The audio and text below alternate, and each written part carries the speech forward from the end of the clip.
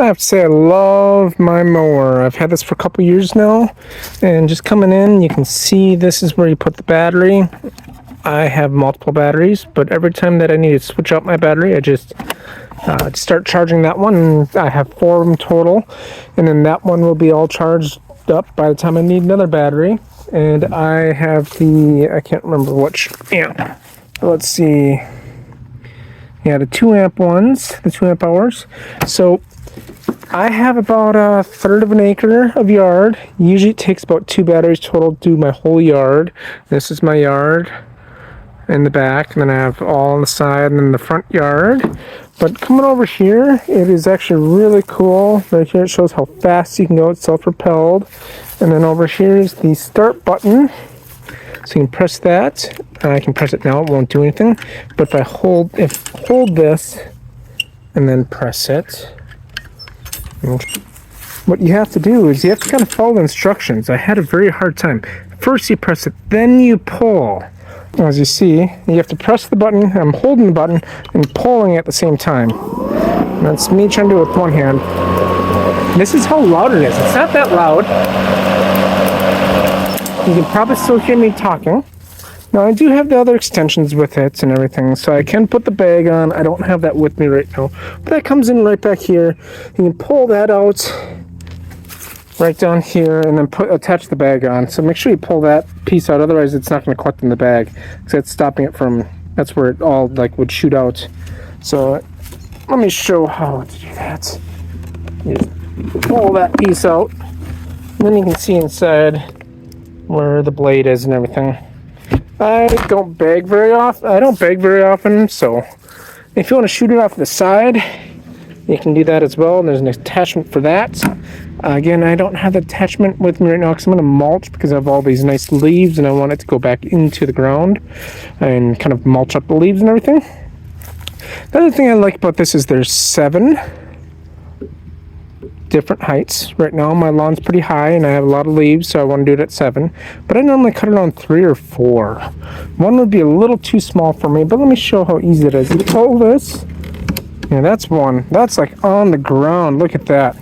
So when I have tree branches and stuff I need to go over, which I have in some parts of my lawn, 1 and 2 are way too small. I mean, I can even see underneath that. Let's go to 4. That's about the height I normally like it. But for today I am going to do 7, the highest, and that's right there. So this machine has been working out really well for me. Self-propelled. Again, if I want to move it myself, I can. So I push it a lot myself. But if I need that extra assistance, I can pull this and it just moves for me. And you can control the speed. And this is, halfway between. That's how fast it's going. When it's this, I'm kind of giving it a jog. And it's kind of quickly moving. Slow, it's not too bad also. A lot of times I like to get that little extra workout, so I push it myself, and that way I can control it. Ultimately, this mower has worked for my needs. I have all of the Snapper 82 volt other lawn equipment, so I have the same battery for all of my equipment, and that works out really well. I have my Snapper here, and this is really long grass. As you can see, the grass is coming up and over.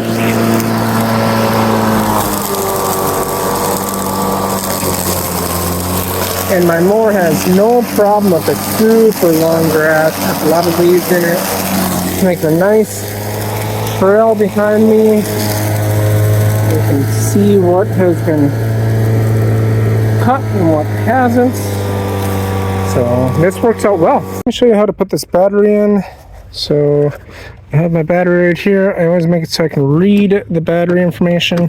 Flip it up. Flip it up. There, inside's there.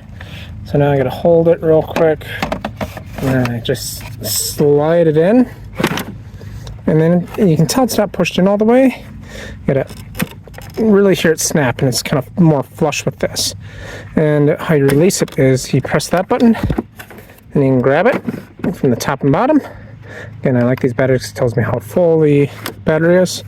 But that is how you put the battery in and take it out. Well, I have to say, my overgrown grass with all the leaves in it didn't turn out so bad with my electric lawnmower. I'm going to still be blowing all the other leaves off, and then I'm going to be using that again at a higher setting. But I had to cut my grass also, so I went from 7 all the way down to 4, some parts 3.